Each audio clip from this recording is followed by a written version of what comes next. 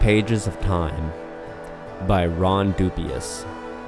Pages of Time was my second vision, not unlike the flipbook pictures you would draw in the corner of a book.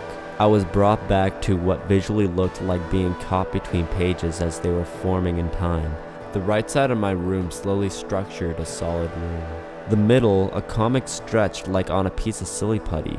The left side of the room, not yet totally formed, I saw what could only be explained as the pages of time.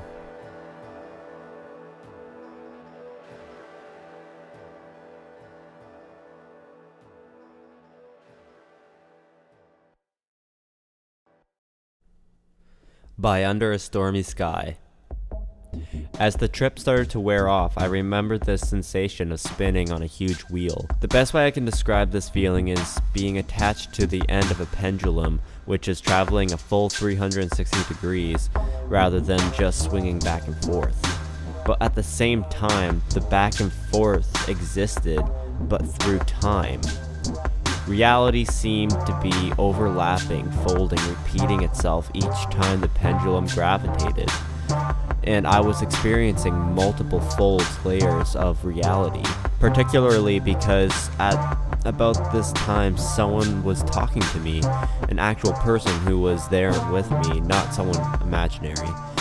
And I kept experiencing pieces of the conversation over and over again, as if someone was pressing rewind, play, fast forward on a cosmic video player. Furthermore, I had a distinct impression that I had left the real reality and I was kind of being squeezed, forced back into this, whatever this is. I also had the impression that I had been switched with somebody else, as if there were some other dimensional version of me from one of those other folds of reality who had taken a similar trip, and we had accidentally exchanged bodies at places. I couldn't put my finger on it, it was just a general sense of wrongness. By Regal Eagle. My arms and legs were stretched out from top to bottom, and I was on the inside of this giant wheel made up of people just like me. We were side by side, hands to feet and feet to hands, inside this Ferris wheel type contraption. More like a hollowed cylinder, because it was as if you were to take a Ferris wheel and extrude it out to infinity on either side. The spinning was more of a sensation than it was a visual experience, because of course, being a part of the wheel, everything from my point of view was fixed. There wasn't much I could see outside between the bodies and pieces of the machine, but it was most definitely bright. Everything was red and gray and had a very industrial feel to it. The spinning went on for what felt like an eternity. I witnessed a woman outside the machine who told me, "Keep going, Regal Eagle." By Balls to the Bar. As I sat up in the bathtub, I felt the wheel again. The wheel to me feels like a gentle current of water. The current moves in a circular motion and I am comforted by the waves being created by it. I move my head in a circular motion, slowly going with the gentle current and not resisting its pull. It feels very good not to resist, not to question it. The heat of the tub started getting uncomfortable, as the effects were getting stronger as my body temperature felt like it was rising. My sitter guided me and I moved with uneasy gait to meditate on the bed. When I was settled, I continued to let the current rock me. As I meditated cross-legged with my head down, I felt something guiding my arm. Lifting it slowly and moving it behind me, I felt that the waves that were coming from the wheel were forming a tunnel and enveloping me. My back was arched and my arm raised to my rear right. I turned, letting that force move my arm, and I noticed that now we were inside of the wheel itself. Inside the wheel, there are beings that turn it constantly, and there is an infinite number of them. I feel like this is their purpose, to turn the wheel and create this reality. I stretched my hand out in amazement into the infinite hallway of beings rolling the wheel of this reality, down into the darkness where it never ended. My arms stretched out and I was guided by someone or something. It looked straight up. By now my arms were both outstretched and my head was staring upward agape at what was about to be shown. My body was slowly and gently guided into this position. I was slowly lifted outside the space of the wheel by someone, and I was shown what was beyond it. I will attempt to put into words what I saw and felt.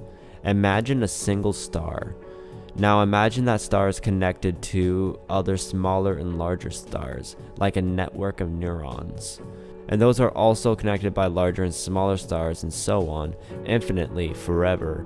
I was shown that we were inside of a single star for a moment, and then I witnessed a rapid zooming out.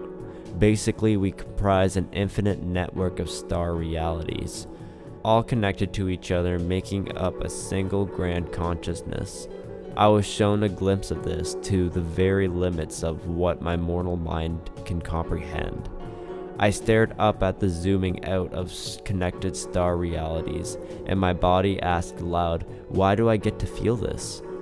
I said it because I felt unworthy to see this.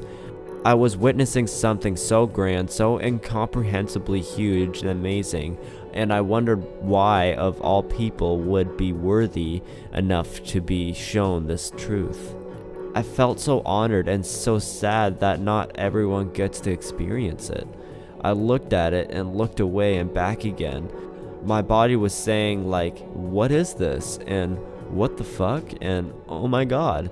I almost couldn't believe it. It was almost too much for me to handle. I tried speaking to the being that was showing this to me, and I thought I could hear a distant echo, but couldn't hear.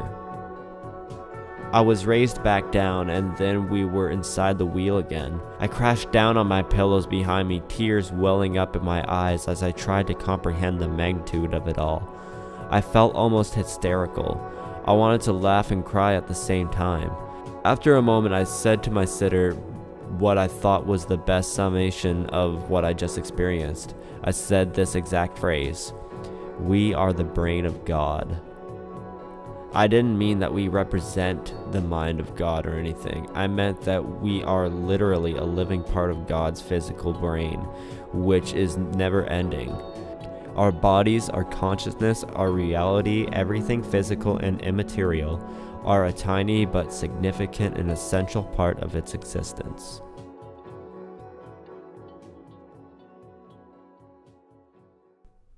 By Mutual Slump.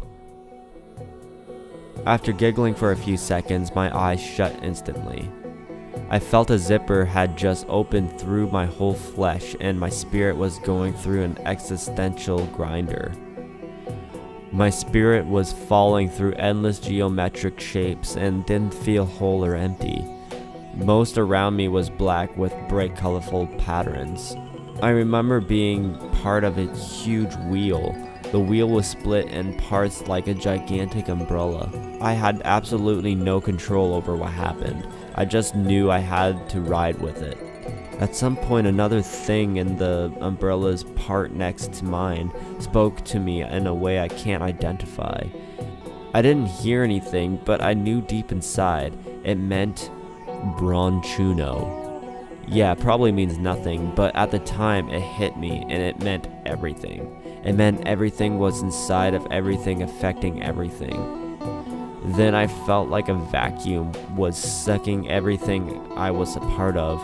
It felt like I was falling, but I had no idea if I was up, down, left, or right. And I came back to my living room. I laughed for about 20 minutes at the absurdity of what happened. I slowly started to realize I had a family, friends, and a job.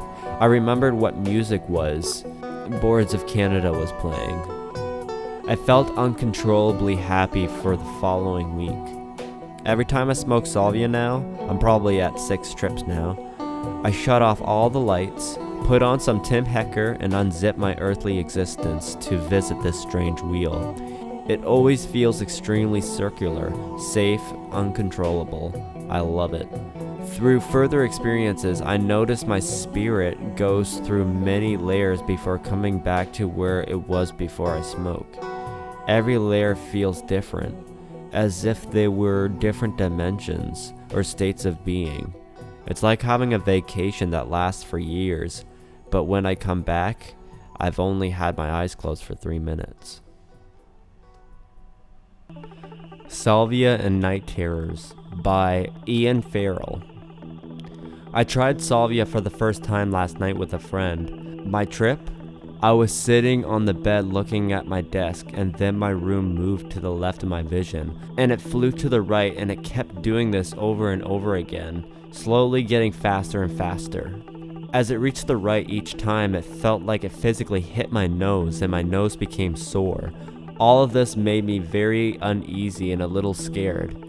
Then my vision zoomed outward and the bottom of my vision became black, but in the right hand corner of my vision became a book. And it was as if my room was on a bunch of pages of that book, and the wind was blowing them from the left to the right. And I had this feeling that the book was my life and the pages that I couldn't see yet was my future. And there was a voice telling me that in the darkness in the bottom of my vision there were more books, and if I could reach them, I could change my life. No way to tell if a new book was better or worse life. It would just change if I reached it. By Clark88. Nothing, not even blackness, existed around me for what felt like an aeon.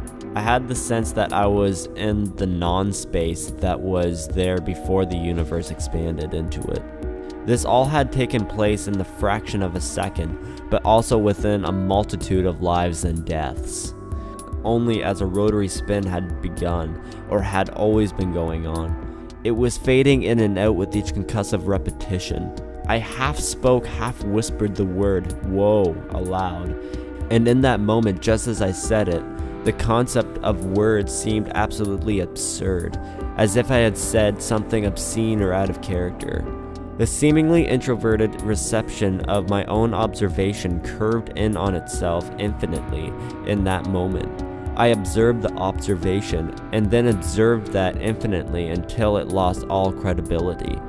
The word I uttered was like a shout in a wind tunnel, but also a whimper of distant memory from what now seemed like someone else.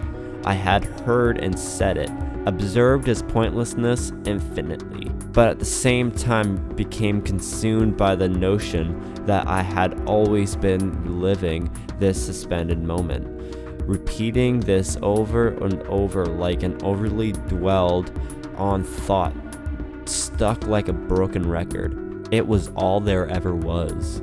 Meaning lost meaning, and I was pulverized by the weight of this undulation, stuck in a current.